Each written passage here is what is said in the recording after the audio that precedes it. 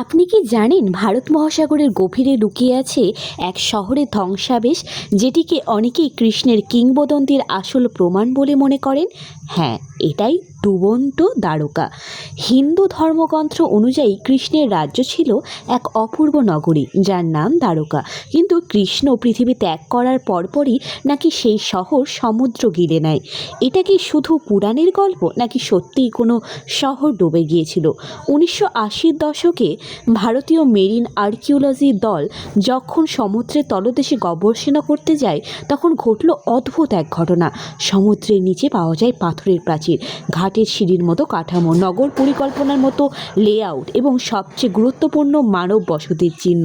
এত নিখুঁত স্থাপত্য দেখে গবেষকরা হতবাক হয়ে যান।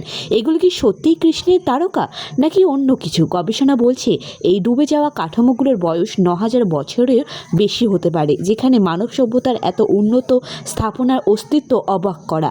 অনেক পণ্ডিত মনে করেন গল্পে বলা দ্বারকা হয়তো মিথ নয়, বরং এক বাস্তব শহর যা সময়ের স্রোতে বিলীন হয়েছে।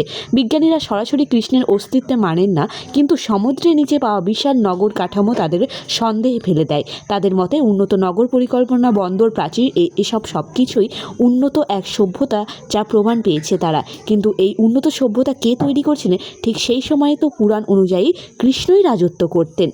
পুরাণে বলেছে কৃষ্ণ পৃথিবী ত্যাগ করার পর দ্বারকা সমুদ্র গ্রাস করে। সমুদ্র তলে পাওয়া যায় এক শহর। ঠিক একই গল্পের মতো এটা কি কেবল কোইন্সিডেন্স, নাকি সত্যিই কৃষ্ণের দ্বারকা সমুদ্রের নিচে ঘুমিয়ে আছে? আপনাদের কি মনে হয়? কমেন্টে জানান।